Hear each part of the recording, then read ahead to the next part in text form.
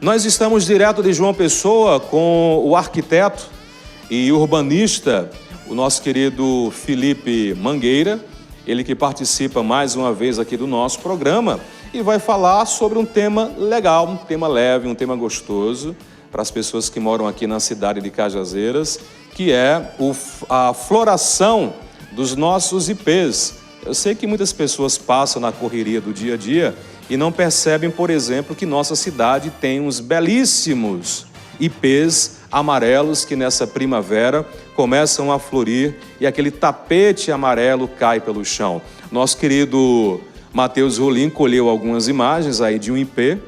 Esse ipê fica aqui no centro da cidade de Cajazeiras, ali perto da praça, na esquina, eu acho, né?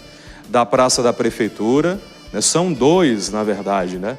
Olha que bonito. Deveria ter mais ipês aqui na cidade de Cajazeiras.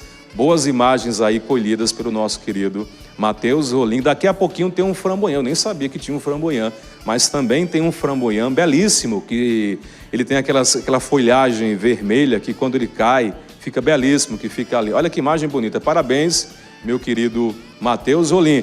Meu querido Felipe, que imagem bonita. Bom dia. Eu concordo plenamente com você, Conrado. Não apenas os ipês, mas também pensarmos em todo um sistema de arborização para as cidades. Os ipês, eles são um tipo de árvore que ele se espalha por toda a América do Sul e também pela América Central. Ao todo, ele tem mais de 100 variações e no Brasil a gente encontra mais de 13. Há espécies de ipê que elas são mais adequadas ao nosso bioma de Caatinga e, além de tudo, é uma árvore muito, muito bonita e há, inclusive, uma série de petições que pedem o ipê como sendo a flor do ipê, como sendo a flor nacional do Brasil. Em alguns outros países da América do Sul, o ipê ele também já tem a sua flor como a flor nacional de alguns outros países. Muito bem. Felipe, é complicado, por exemplo, alguém que está assistindo em casa, essa coloração amarela dela é muito bonita e dá vontade da gente plantar ali na porta da nossa casa. Afinal de contas, quais são as condições e não condições de se plantar uma árvore do porte do ipê aqui em uma residência, numa rua? É trabalhoso realizar esse plantio e cuidado do ipê? Pronto, essa pergunta é excelente, Conrado. O ipê, ele é uma árvore que pode atingir até 30 metros de altura. Em alguns contextos, como no da floresta amazônica, ele pode chegar até 40, 45 metros. Mas aqui, dado que a gente tem condições um pouco mais adversas no que diz respeito à umidade, ele pode atingir até uns 30 metros de altura. É uma árvore que, pelo porte, não dá muito certo de ser plantado em qualquer tipo de espaço. A primeira coisa que a gente deve ter ciência quando vai plantar um ipê é do seu crescimento em longo prazo e de que, portanto, ele deve estar livre de todo e qualquer tipo de fiação elétrica que passe por perto. Além disso, não somente o ipê, mas qualquer outra árvore, a gente precisa considerar o espaço de solo permeável que essa espécie vai ter, tanto para captar a água da chuva.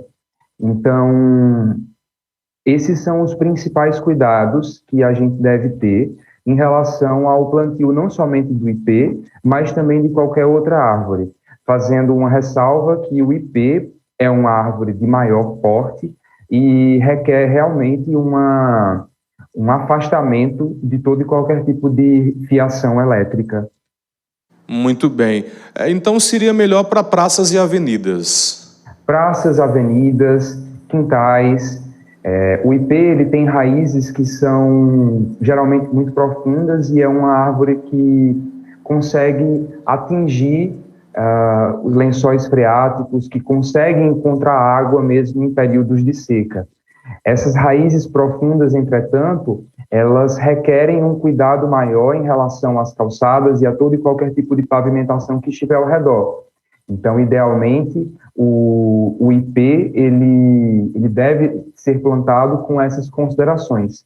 Não somente o IP, mas assim, todo e qualquer tipo de árvore precisa de um espaço de solo livre, e é algo que a gente acaba muitas vezes desconsiderando. A gente acha que a árvore ela precisa apenas daquele espaço suficiente para o seu tronco caber no vazio, e por isso que a gente vê tantas árvores quebrando calçadas.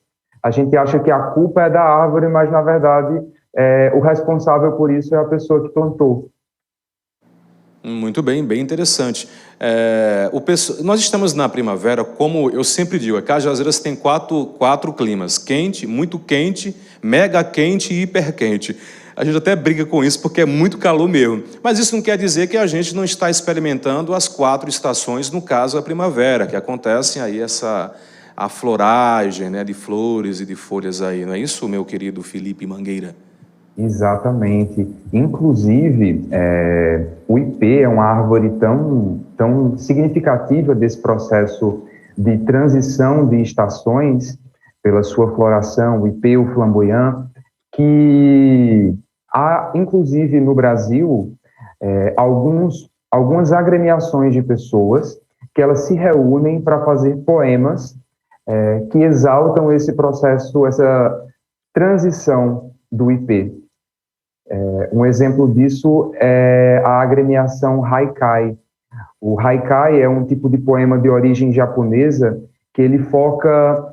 É um poema muito curto, sem título, e ele é dividido em 3 versos, unicamente. Cada verso, um primeiro com 5 sílabas, o segundo com 7 e o terceiro com 5 também. E há pessoas que se reúnem sazonalmente para poder fazer poemas que retratam essa brevidade da transição das flores do IP. Ô Felipe, é demorado o crescimento do IP? Demora muitos anos para ele chegar num tamanho razoável? O IP, ele tem 2 gêneros. Ele tem 2 gêneros, então, que é o Tabeuia e o Androanthus.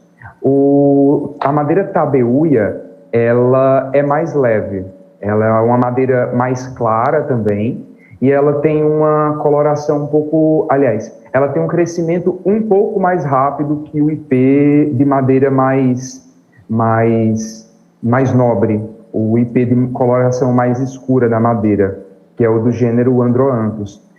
Porém, ambas as espécies, aliás, ambos os gêneros, eles têm um crescimento que é mais lento comparado à grande maioria das árvores que a gente encontra para arborização urbana. Esses de Cajazeiras aí, você consegue lembrar de qual da categoria ele é, desses que você citou? Eu acredito que eles sejam do gênero Androanthus. Uhum. Muito bom. Felipe, obrigado pela sua participação.